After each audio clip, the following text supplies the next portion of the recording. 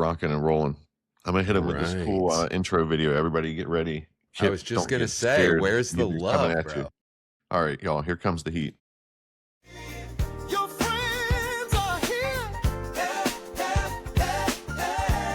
At Thinkering Weekly. This is for the fellas making moves, changing classrooms, changing views. Every project, every win, that's where real change begins. Jump into the chat, celebrate the people changing education. Dream without limits, build together, welcome home. Your friends are here. At Thinkering Weekly.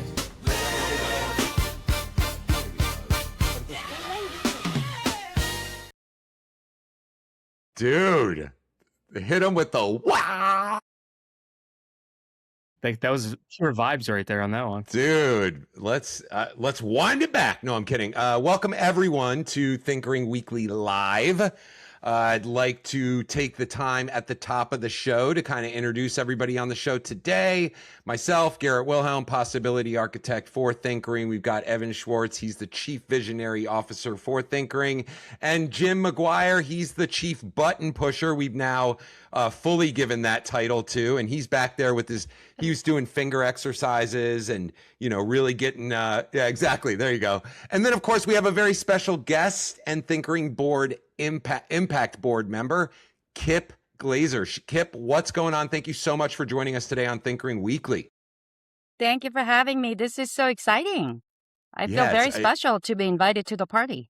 Listen, I didn't want to say that up top, but clearly it's something very special. And Kip actually joined us last week at ISTE, helping us to provide a very unique lens and content. Kip, I had the opportunity to watch some of the videos that you did, and chef's kiss. What we love is that it's you. It's 100% you. I can look at those videos and go, that's Kip.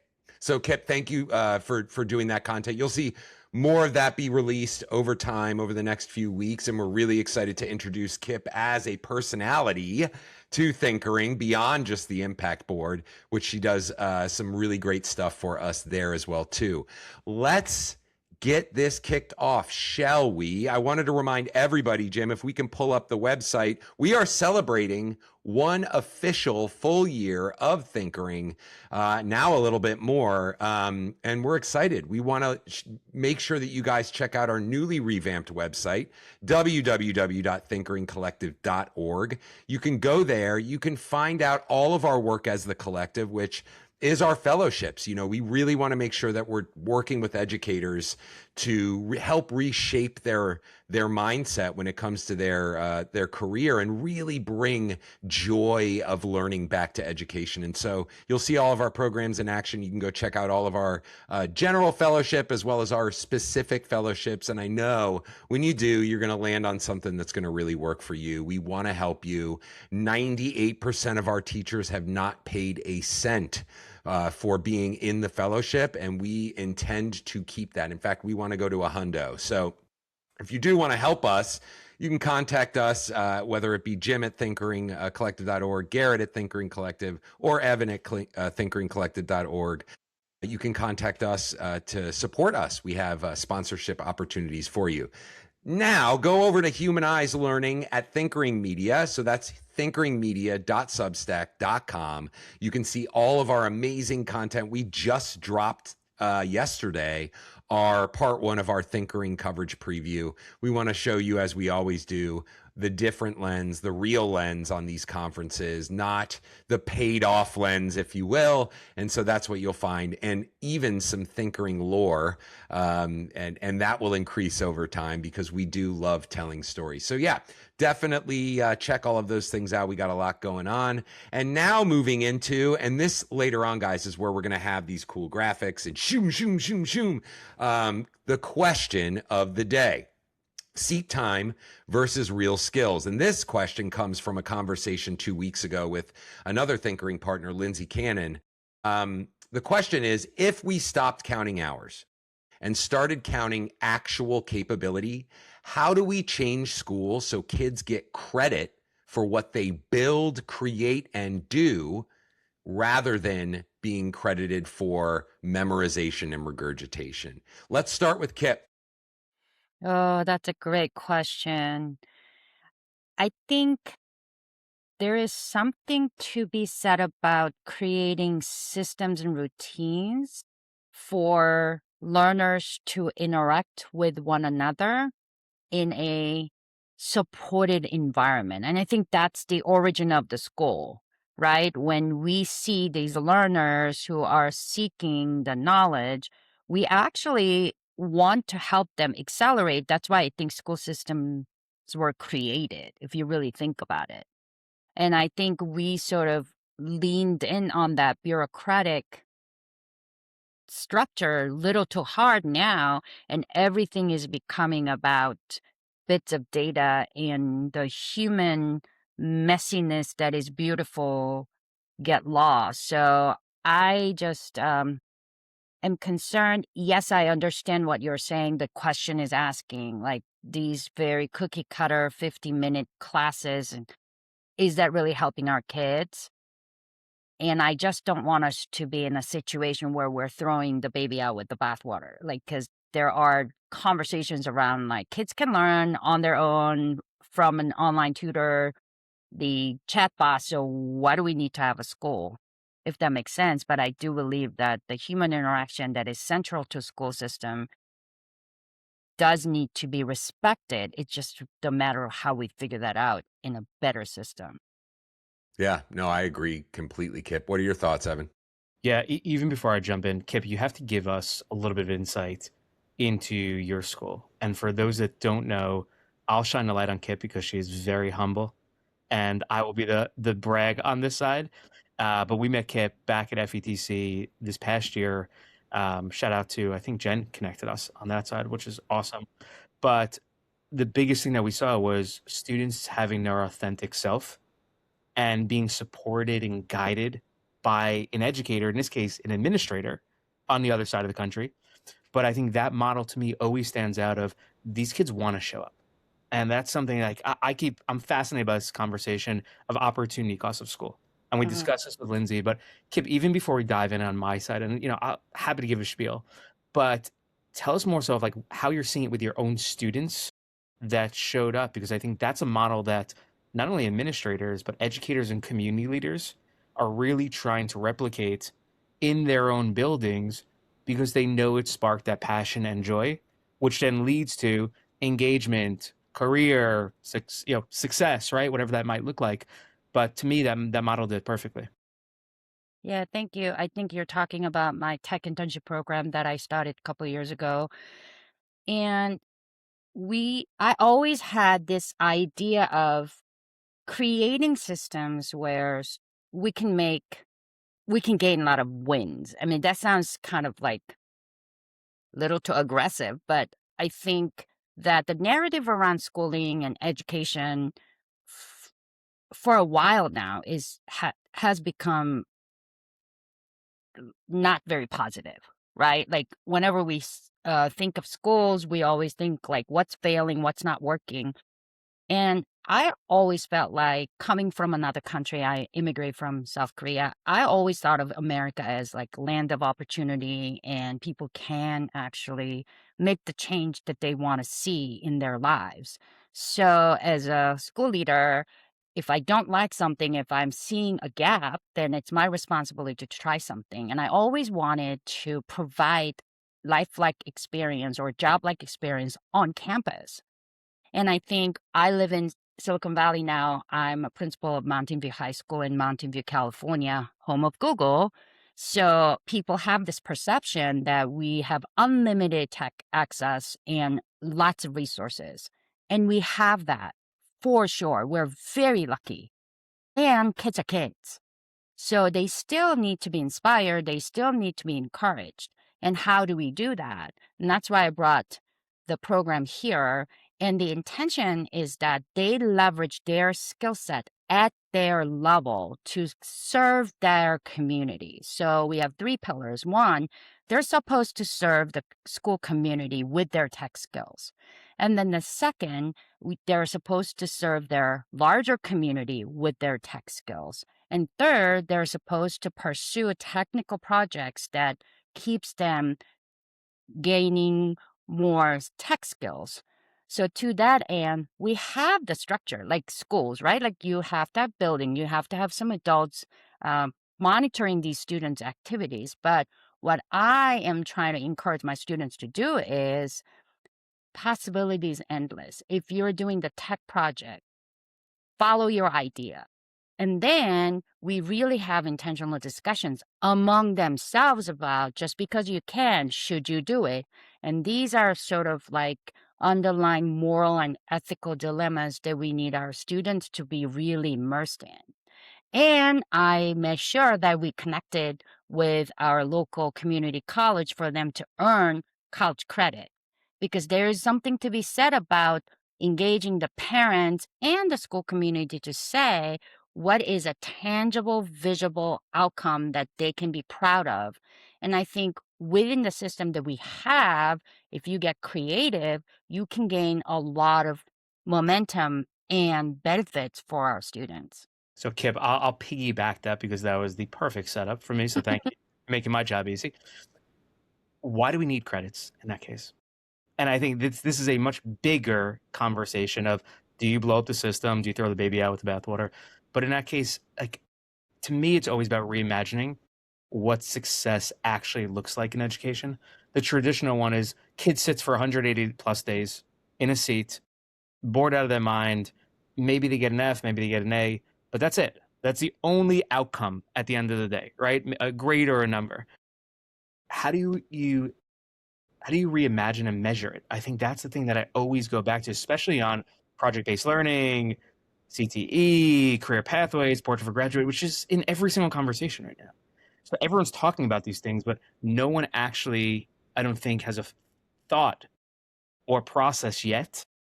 And it takes conversations like this to say, what does success actually look like in this? And then how do we understand that that child is ultimately ready to go to the next level, because it's the game, right? Level from 10th grade to 11th grade, or high school to university, or service or job, whatever it might be, which is also a challenge. But you mentioned something really interesting too, is it's your responsibility to try. And I think there's so many challenges and fear, to be honest. Like, if we're really talking honest right now, there's fear in most buildings and most districts of trying. Yeah, and I don't get it. I was I just really going to don't. say, part of, I think this is kind of goes back to this loop that is inhibiting us from transformation, which is we always have to ping innovation off an archaic system. And so at some point in that line, like you did, you got college credit for it. What that created was a shared language in that, so that then it's quantified, right? Yes. But I think, to Evan's point as well too, is like, what does a world look like? What does an experience look like that doesn't hit that shared language point and defines the new language? That's the interesting conversation, because I think we've discovered in our journey through working with so many educators now that there is a piece of that is storytelling. There's a piece of that is human, that is, human to human, explaining the learning experience, explaining the outcomes, and having whomever's on the output of that feel something. Because that's really what we're talking about, is like, we're trying to quantify not only just content learning, which kids will learn at, as you said, Kip, at their own pace, but we're trying to quantify what's the critical thinking, logic, empathy, compassion, grit, all of these like very gray areas. How do we materialize that? I do think a part of that is storytelling, but that's not the full story.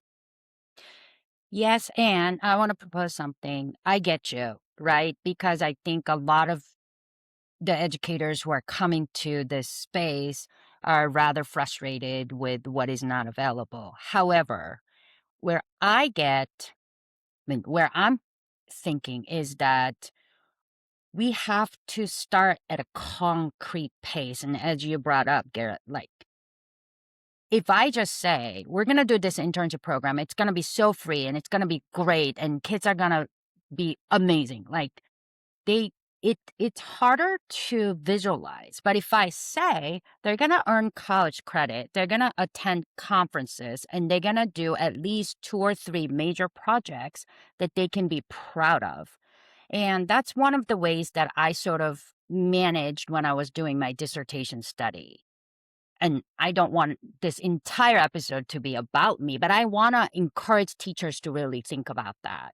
Because when you're creating the common story or common language, right, you have to start with where people are. And here's how you need to think about that. Like, if you go to a teacher and say, you can do whatever you want, you think that they'll like that. But most of the teachers don't really like that. They're like, ooh, where is my box? Like, I want to know where my limits are so that I can be more creative than that.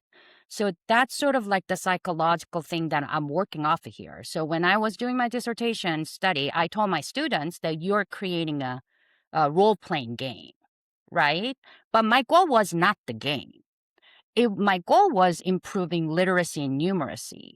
But the game creation became the venue by which they were learning reading and math, right? Because you have to have statistics in the role-playing game. You have to have lots of content reading to be able to build characters. And I knew when my student who had learning disability came to me and said, this text that is in the textbook that is truncated, the Beowulf poem, is not good enough for me to create good games. So may I please read the original text to 20,000 lines of poem so I can make a better game. And I was able to say, like, okay, if you must, right? Inside, I was doing a happy dance because that was my goal. So what I'm saying is that, yes, when educators feel like they're just struggling by themselves out there, what of the existing structure can we leverage to create innovation that is going to spread? Because what's the alternative? Just sit around and complain and not do anything?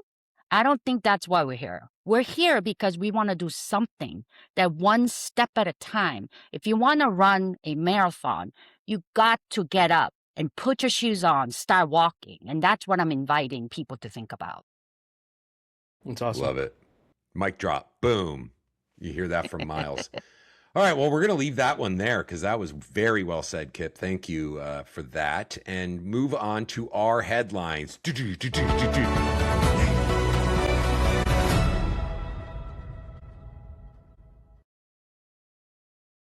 Love it, man. Jim, Dude! I love you. Mwah! You're amazing. Mwah! I want to My be Jim when I goodness. grow up. Jim is embracing the button pusher, and I This was is- just going to say that lives forever now. And this is the first one. Amazing. So if ever we want to show how surprised we were at how amazing that was, let's get into the headlines.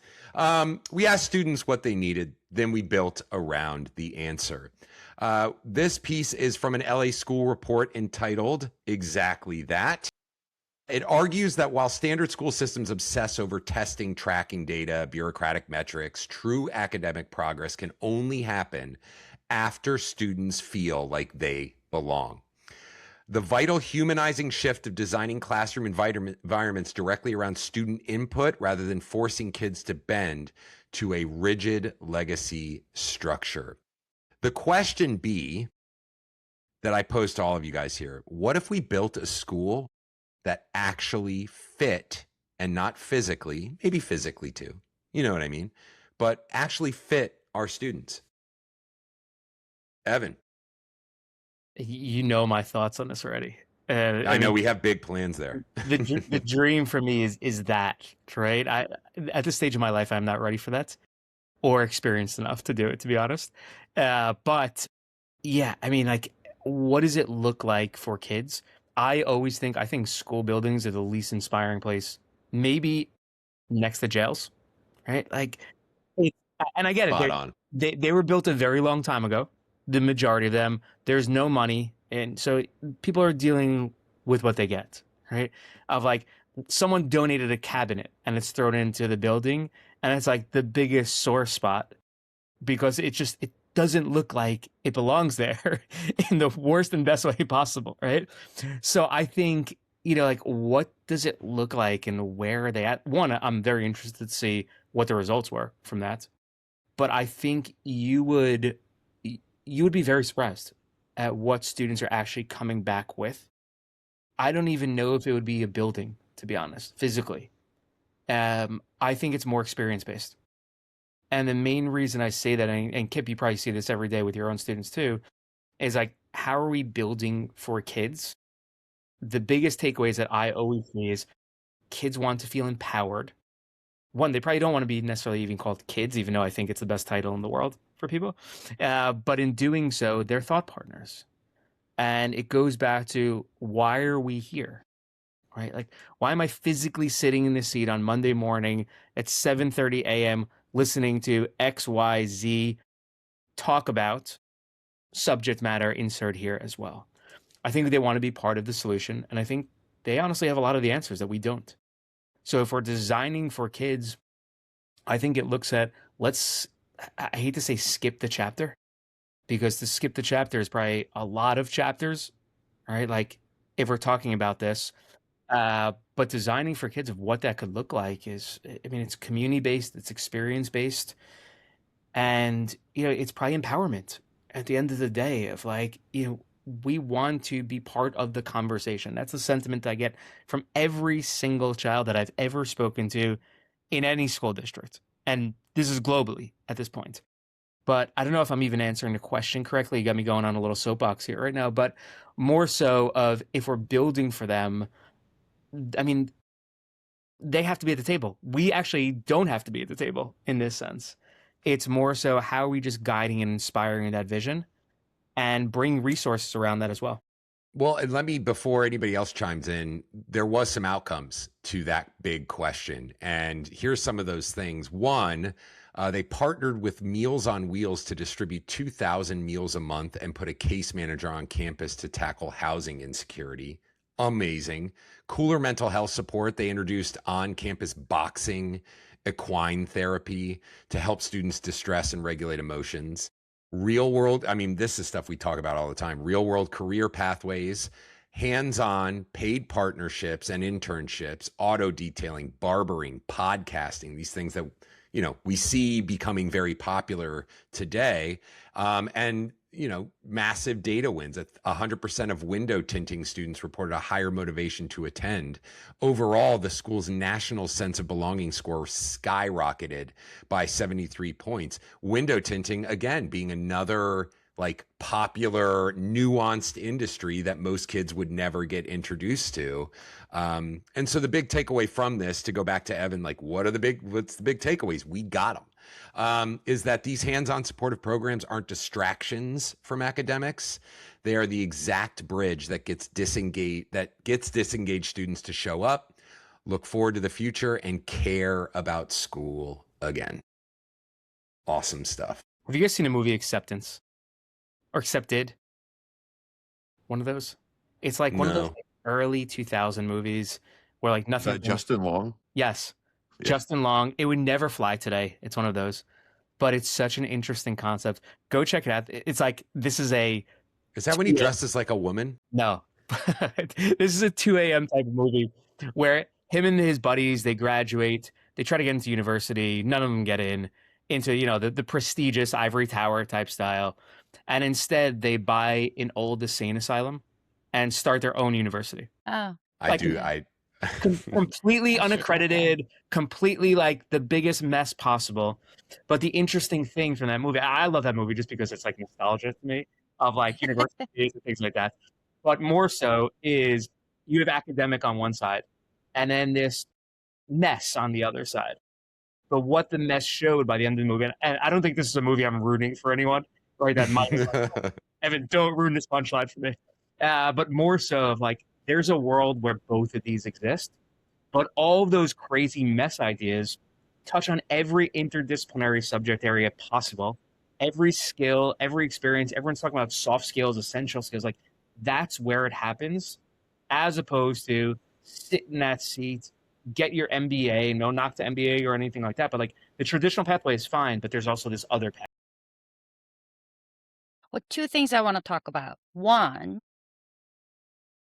why school leadership I'm pushing, right? Like a school leader is so important. When I was doing my dissertation and when I was using game creation as a strategy, if I was in a school where people were so hyper focused on AP curriculum being certain way, I don't know that I would have been able to do it. And that year, I had 97% pass rate for AP English literature for a Title I school. And I know some people get very upset about that label. So I'm going to be very respectfully say that the students who receive Title I funding in that school, right?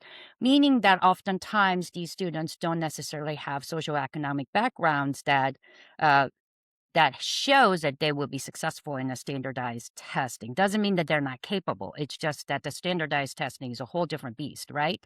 So why did that happen? Because I think that my administrators by that time trusted that, like, okay, she's experienced English teacher, she has taught AP before. I don't know what she's doing, but okay, let me just trust the process. And I had to be so strong in my conviction that like this alternative way is going to get my students to be successful. And that's not easy when you're just doing it by yourself. And then that's why I think the community is super important. Second thing I want to say is, what's the incentive structure for universities? I had this conversation at ISTE, and I'm sure we're going to talk about it at some point. And I ran into this professor, and she said that I'm finally able to speak my mind and talk about things and pursue my passion because now I am a tenured professor. And she talked about how university system as a whole incentivize her to publish journal articles. And she even said like for 12 people to read and cite versus she was doing this statewide initiative that was supporting education for her state writ large. And her university system could care less. And she said, I did it anyway because I felt like, as an academic and a mother and an educator, that if I have the knowledge and expertise to help my state, I feel a sense of responsibility to participate in that. And she said, I'm very lucky that that did not get in the way of my getting tenured. But if somebody else who's equally talented, equally passionate, has to shrink themselves to do what the system demands that is going to consider it to be excellent, then how many people are we leaving out in investing what is literally the most important endeavor, right? Yep. Educating the future of this world. And I just felt super sad and happy, actually. Like, I was like, good for you that you just went and did it. But that's at the expense, like personal sacrifice, potentially career sacrifice. And we You really said it. we really need to call that out. What are you like? And I mean, I love my higher ed colleagues and they're working really hard and I have no ill intention. But come on, leaders. You have to do better. How are you not rewarding that? We have, I mean, as a principal, like if my teacher says, I want to go present at the conference, I will find a way. I will make a phone call. I will do whatever I can. And we really have to have this mindset that we have to support each other when they want to do things better and do things differently for the benefit of all our kids. Fully agree. And you brought up a topic that we're discovering in our work, right, with educators, is that innovation is stifled. Innovation is excitement, joy of learning and teaching is stifled. And that is a big question that I'd love to, pull together a group of school district leaders to really talk about and drive, like yourself, Kip, of like, how do we drive the solution of empowering educators that are innovative, that go outside the box? Because the longer we play inside the box, the tighter that box gets, the more tape that it gets on it, the more times it's passed through the Amazon factory and thrown around like it's worthless. And you can draw as many metaphors there as you want. But let's move on, because again, like, you bring up such a good point, and it does need to be said. There should be a book on that of called Innovation is Stifled or whatever. But speaking of your voice, Kip, and not specifically your voice, as a principal, your voice, we'll pull up an article from the, let's see, Hechinger Report. I don't know if we've got that article available, Jim. You did have the very cool segue, but there's always room to grow. Here's the Hechinger report saying our off-track high school students weren't terribly interested in school until we dug into hands-on learning. And I'll ask you this as a pivot to really just hear your perspective, Kip, is before you worked to build this amazing program, empowering kids to be entrepreneurs, to build, to create, to be innovative, was there a recognizing of, in your own school environment, a disinterest in learning? Is that the inception of this program? For sure. And I think it also came from my own schooling experience. What is so fascinating to me is that literally every adult will say, oh, yeah, like, I didn't go to school to learn chemistry. I went to school, I don't know, to see my girlfriend or play football or, be a cheerleader, right? Like, who doesn't have that story? Yet, try to change any of the structure to have different experience, people just freak out. And I, as an immigrant, have such a hard time understanding that, right? Like that's the American spirit, isn't it? I thought it was pioneerism and Preach. testing the frontier, but and it's so ironic, or just I'm genuinely confused when I say things like, we're going to do this CT pathway, we're going to do this internship program, we're going to dismantle whatever to create some new courses. Resoundingly, parents say, that sounds amazing. Can you please wait until my child graduates? I mean, what is that about? Kip, could I throw something in there? So Yes. You're and so I've right. seen that so many times. And this is the same thought process of, like, at 22 years old, if you go the traditional route of high school, university, the second you graduate with that diploma, which most jobs don't really care about too much, right? And I'll say that low. No one's ever asked me my GPA. But on that side of it, it's, you need to figure it all out. Like, at 22 and a day, and I know obviously it's different, but 22 and a day, you're an adult. And this is coming from actual adult, because 22 is a kid, realistically. The adult midlife that still doesn't have it figured out. So on that side, it's the same process over and over and over again, where everyone, and someone told me this years ago, they're like, everyone thinks they're an expert in education because they experienced it. Right? So, like, myself, I remember what it was like to sit in a fourth grade classroom. So I should have a voice on policy now, which is the biggest nonsense possible. That's where we're getting to, of that traditional pathway of, don't go the extra until I see the results for it. And obviously every parent and all of us are in that boat here. We want the best for our kids, no matter what, right? Like, I will do everything for that. But at the end of the day, we're at the point, and hopefully fork in the road, where it's not the best for our kids, the traditional pathway anymore, and there's actually other options. So those parents that keep banging on the door of, like, pause, wait, don't do it yet, but I'm so excited to come back as an alumni and see it. I don't think it's going to work anymore. You're so Make right, it make Evan. sense. Yeah, It doesn't make sense. It doesn't make sense. It's like Jim. Jim went to Model UN. He keeps asking to be the head of it, and I don't even know what that title is called. Ambassador. There you go. Secretary General. Secretary General. There you go. I knew that. And of course you knew that. Of course. But he keeps asking, and we keep having to say, Jim, there's something there. You have to have, Anyway, long story short, that joke was going to be better. It turned out bombing, and I'm okay with it. We'll learn. Here I will say, though, Garrett, and I think you're onto something, right? Because the prevailing narrative about education is all that, right? It's broken, but nothing can be done about it. But education is more than your fourth grade experience. Education is complex industry, ecosystem. There are a lot of different factors. And that's why I'm inviting all educators to start speaking about it. What's going right in your context? Because there has to That's be it. something right. Otherwise, why are we like, is that insanity?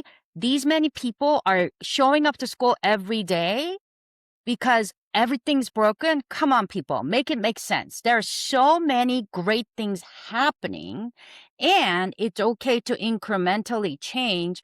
And to do that, we have to tell the full story of educators, full story of students, full story of education, so that when we make the change, that we know what we're saying yes to, and we know what you're Mm. saying no to. And let's be clear on that instead of just this like, oh, everything's so bad. I'm like, what, tell me one thing that is so bad. Oh, your fourth grade experience, right? Okay, that was like 20 years ago. Let's wake up and smell the coffee. I know I get very like No, I passionate love it about because this. Kip, you're trying to drive change. And I think Mhm. being negative and complaining is super easy. We see it all the time as a business leader, like trust me, see it all the time. But I think it's true leaders and leaders that understand that good leadership is through empathy, is through working for people, not people working for you, to really drive that change. Because in a society where negativity is encouraged in every aspect of somebody's day, it's even more important to have positive voices that are interested in actually having I think one of the best things about even this show, right, is our ability and willingness to say that we don't have the answers, but we definitely have questions. You know what I mean? And I think that leads to answers overall. And I love your call for educators. In fact, if you're watching this on LinkedIn, you're watching it on Substack later, please, by all means, comment your questions. Let's get this conversation going, because that's where meaningful things happen. That's where answers start coming to us. And that's not all from us. It's not all from Kip, although Kip's amazing, not from Evan, not from Jim, definitely not from me. It's from the community out there, and we encourage you to do so. Speaking of our community, as we pivot into ISTE, before I do that, I wanted to make sure that you guys know that we've got many Thinkering Media Fellowship project updates coming to you from our summer fellowship. We got stories to tell. We got amazing impact to be shown. And then, of course, it goes into that second tier where we need your help to make these things happen in classrooms across the country and across the world. We also are getting very close to the launch of a dedicated network ecosystem designed for individuals who want to participate in these shows, gain entry to interactive workshops, and stream live content drawn from over 50 partnering educational media properties. We have that power, friends, and we didn't get it lightly. We had to take people over. We had to pillage. We had to rob. No, I'm totally kidding. I got way too into that fire, brimstone. But I wanted to remind you all that we've got big news coming up for you. The ability for subscription here on Substack with bennies that are gonna like knock you out of the world. Our goal is always to provide disproportionate value in anything that we do. And so far, so good on that one. We can't wait to show you what we've got in the banks coming up. That being said, let's pivot into the kind of final conversation in this Thinkering Weekly, which is we all just got back from a whirlwind trip to Orlando at ISTE ASCD 2026 that I called FETC at least 20 times while I was there. Felt bad, but you know what? That's what post editing is for. You know what? Like, we talked a little bit, Evan, Jim, myself, but Kip, I'd really love to hear your takeaways from your experience at ISTE, not only just for the first time shooting content for Thinkering, which gives you, I hope you, and I think you did understand that, a different lens into these conferences, but then overall your experience as a principal coming to a huge tech conference. First of all, can I do that always? Like, attending the conference as You media, can now. the best. I was like so excited, and I got to meet Allison Klein from Ed Week, and I didn't even know who she like. I have seen her, but it's different when you're in a situation, and then ISTE folks were doing this like press conference, and she was asking really good questions. So I went up to her, as I do, and I was like, "You asked so many great questions. Thank you so much. I just wanted to thank you for that. And this is my first time being a media person." And she looked at my name tag and she said, "I know you." That was like the moment of like, "Oh, I have arrived." Awesome. Edwick people knew. And so that was so much fun. And having that tag, like I just walked up to random strangers, be like, "I'm doing this thing for my friends at Thinkering Collective. Would you like to be interviewed on camera?" So many people said yes, right there and that. That was so amazing. And I have to tell this story. I was doing an interview, and this 3 educators walked up to me and said, "Who are you doing the interview for? Can I be interviewed too?" And I was like, "Okay, let's go for it." Turned out she's from Pakistan, and she is the director of their ministry. And she gave me some information about what's happening in Pakistan. Like that was just mind blown, right? That was the positive. And I stayed with 8 other educators at an Airbnb. I've never done that. And I got to talk to all of those folks about different things that are going on in different states. And that gave me hope, right? These educators are still showing up, They always still do. learning, Mm. still growing, and still so amazingly supportive. Having said that, I have to call on the companies to be better about supporting these educators. Some of them said that they did like 3 or 4 booth presentations with 0 compensations. What is that about?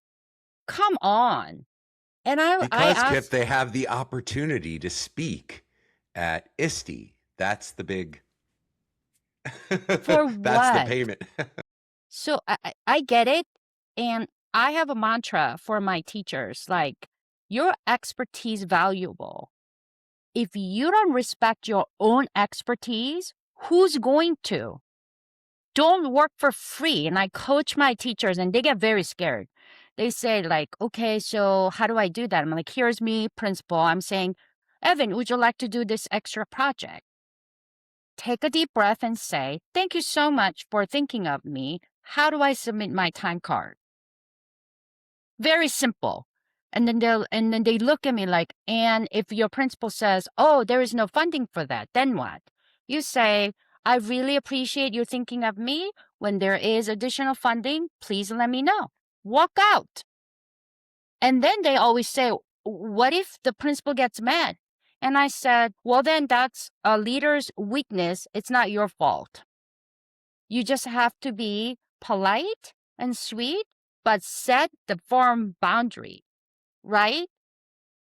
Did I do free work for some people? Yes. I knew why I was doing it, because I helped this company, and they're like little company that could, right? So I was like, okay, I am going into it knowing that I'm giving my value, but I want these people to be successful. So I do that. But don't do it be exploited.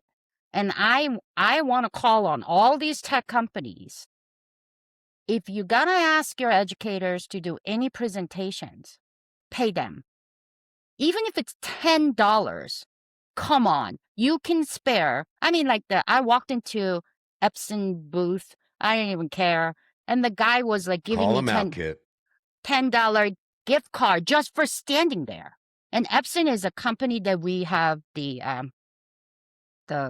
projectors, and they're a great company. And I didn't need them to give me the Starbucks card, because I was like, "We already have your projectors. You don't need to sell it to me." And the guy was like, "If you listen, I really value your time.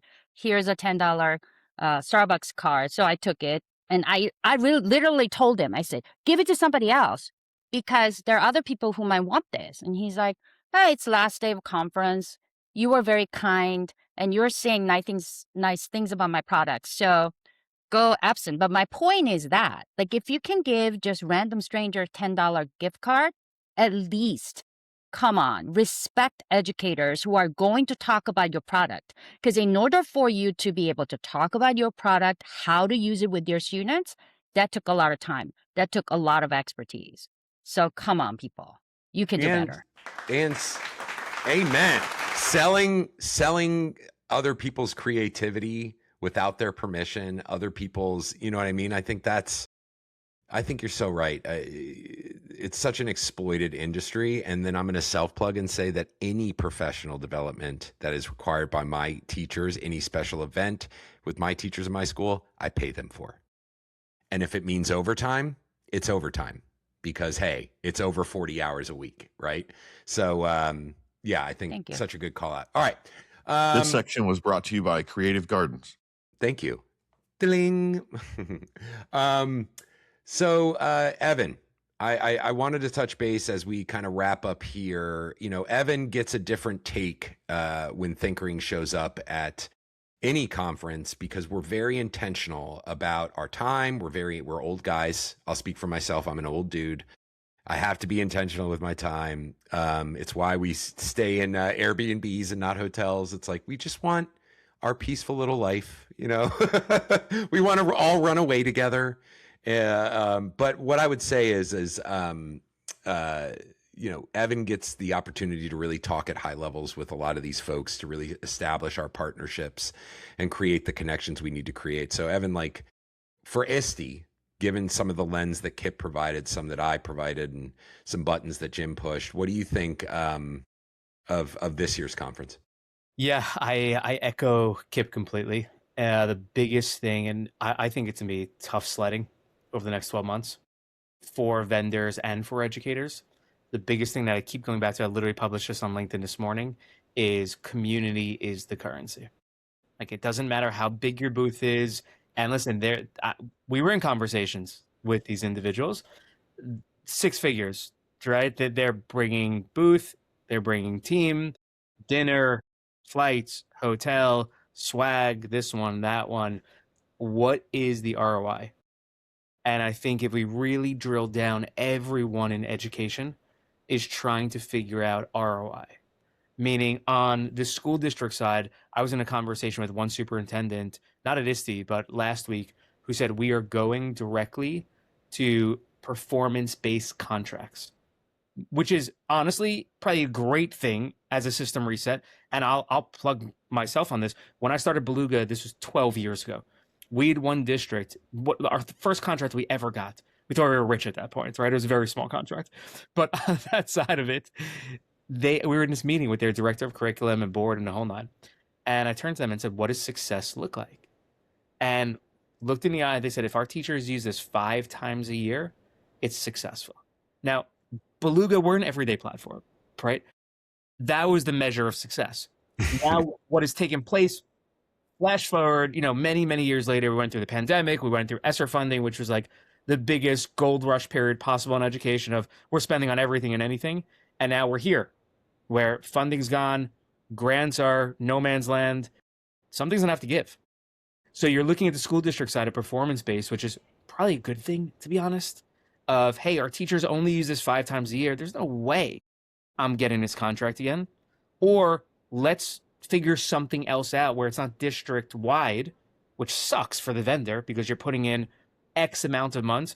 I mean, the top 20 districts on the vendor side, population-wise, it's an 18-month cycle. So, like, how do you plan a business like that? It's very difficult. But maybe it's, hey, we're only rolling out across 4th grade. Or maybe across just these science teachers.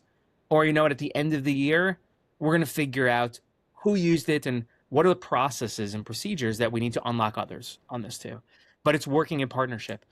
On the community side that I keep going back to with vendors as well is it's very hard to differentiate right now. And I think if from a vendor perspective, quality over quantity these days, where it's not just, hey, spray and pray to every single school district and do this and that, but targeted of proof this works, proof that people are interested in this, and it's advancing our ecosystem, right? Like that's all this is. I heard a great line from one other conference, also executive, and I'm not going to throw the name out there, but said like we want the other conferences to succeed, right? Because then everyone's excited about the conferences, and everyone's going and spending money and hopefully getting new contracts, and it's working in that sense, right? If they're not, no one's this place is going to dry up completely. So I think the biggest thing I keep coming back to, it's honestly personal reflection. Almost every single conference is community is the currency.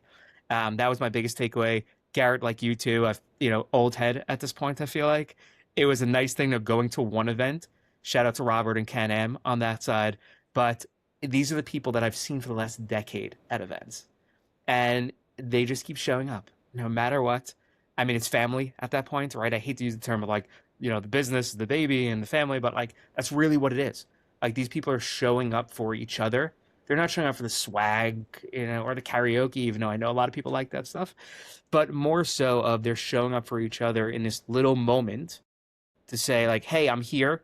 What are you doing? Are there other opportunities? And you know what? I'll see you at the next one. And then everyone goes back to their own communities and hopefully takes that impact with them. I am very interested to see after ISTE. I mean, ISTE was going right into July 4th week. What happens during back to school season? I spoke with an educator yesterday. They're back July 31st. So there's a few weeks left of summer for some, and then East Coast right after Labor Day. So does this carry over? My feedback: community is the currency, and people are sick of talking. It's time to act. Hell yeah. And I'll say hell yeah with confidence. All right, guys. Well, thank you so much for your insight regarding ISTE. Jim, I wanted to make sure that you had a little bit of a voice here. What was your feedback on ISTE as we were running around like chaotic humans? Just y'all look good doing it. That's all. Sweet. Stop, Jim. Okay, more. Anyway, that's awesome. So moving on to, speaking of conferences and our coverage of conferences, we will be at literally every conference coming up soon. We are, like I said in the video, if you guys go watch the video on Substack, we're blowing up, guys, and it's a good thing. So our next conference is next week at the Deeper Learning New York conference. Evan and I will be there. Then it's October 7th through 10th, the Marvelous Education Alliance Symposium. Evan and I will also be at that conference. Then there's MassQ fall. That's my birthday, October 14th through 15th. EdTech Leaders Alliance Conference, October 18th through 20th. National Forum to Advance Rural Education. That's going to be cool. And in Texas, October 19th through 21st. And the Canadian EdTech AI Summit, and that's October 28th through 29th. Thinkering will be there covering all the amazing content, people, keynotes, all of it. We're going to give you the great lens on those conferences. We're really excited for that. Huge shout out to the one and only Kip Glazer and Lindsay Cannon for jumping in as media correspondents during ISTE last week. We can't wait to roll out all that content to you guys on the network. And we're looking for opportunities to feature community members through conference presentations, media coverage, storytelling projects, interviews, and collaborative experiences. So if you're in our community or watching this and that's something you want to do for us, reach out to us. We'll put the email. It's just Jim, Evan, or Garrett at thinkeringcollective.org. We'd like to thank everyone for joining us today. Kip, lastly, before we jump off, where can they find your book, your current book? And we won't go into anything else beyond that, some conversations we had earlier, but where can they find your book right now? It's on Amazon, and I was in email communication with my publisher, and they're getting ready to launch a Kindle version, which I'm so excited. I learned that they wanted at least 1,000 copies to be sold before they release Kindle version. And the book came out in February, and it's July, Mm-hmm. and I'm getting close. I think you three needs to buy a few more copies to help me out there. But and I'm doing keynote at MassQ, so We'll see you there. hopefully I will Well, that's some deliver. more coverage from Kip. Yeah, and we'll definitely make sure to be there. That's amazing. And I didn't know that, or maybe I did. I'm not sure. All right, guys. Thank you so much for joining us on this episode of Thinkering Street Weekly, Thinkering Live Weekly. I don't know, whatever you want to call it. We're going to figure that out as we get along. But props to Jim, our button pusher, with that amazing transition. Evan, thanks for your insights. Super awesome as always. And from us here at Thinkering Collective, we will see you on the next one. Bye, y'all.